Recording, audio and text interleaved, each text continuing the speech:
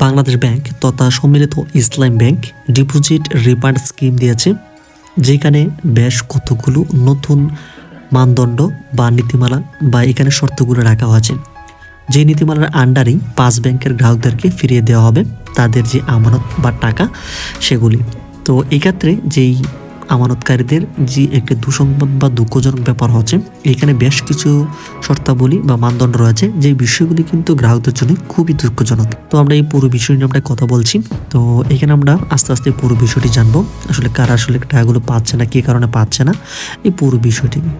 তো সম্প্রতি আমরা অলরেডি জানি এখানে 5টি দুর্বল ইসলাম ব্যাংকে একীভূত করে তৈরি হয়েছে একটি নতুন সম্মিলিত ইসলাম ব্যাংক।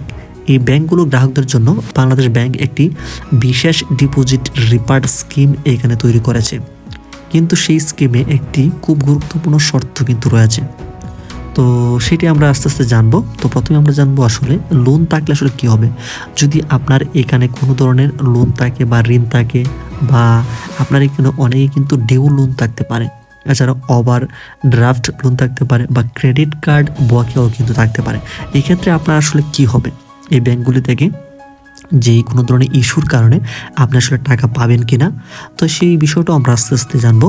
তো এখানে মূলত বলা হচ্ছে আপনার আমানতের টাকা সরাসরি দেওয়া হবে না যদি আপনার কোনোই ব্যাংকে বা 5টি ব্যাংকের মধ্যে কোনোটাতে যদি ঋণ থাকে বা লোন থাকে, যে কোনো ধরনের লোন হতে পারে, সেটা কিন্তু আসলে কীভাবে আসলে এটা তারা হিসেব করবে, সেই অনুযায়ী কিন্তু আপনি আসলে লোন সেই টাকাগুলো পাবেন নাকি আসলে পাবেন না সেটা কিন্তু নির্ধারণ করবে।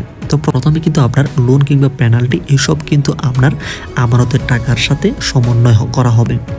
তো যদি আমরা একটা একটু এক্সাম্পল দিয়ে বোঝাই, সেক্ষেত্রে ধরুন এখানে আপনার ব্যাংকে ছিল 2 লাখ টাকা, কিন্তু আপনার লোন আছে 1,50,000 টাকা।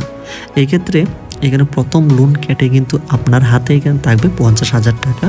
তো এটা হচ্ছে আসলে পজিটিভ সাইড, যেটা কিন্তু আমরা এখানে দেখতে পেলাম। আপনি এখানে প্রথম ধাপে এখানে 50,000 টাকা পাচ্ছেন লোন কাটার পরবর্তী সময়ে।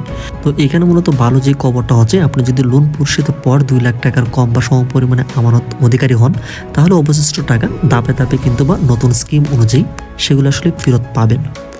তবে আপনাদের জন্য যেটা হচ্ছে, আপনার যে লোন রয়েছে সেটা যদি দেখা যাচ্ছে আরও একটু বেশি পরিমাণে রয়েছে আপনার যে আমানতের টাকা তার চেয়ে, সেটা কিন্তু আপনি এখানে এই টাকাগুলো কিন্তু আপনি তুলতে পারতেছেন না, বা এখানে আপনার কিন্তু আস্তে আস্তে এই বিষয়গুলি পরিশোধ করতে হবে।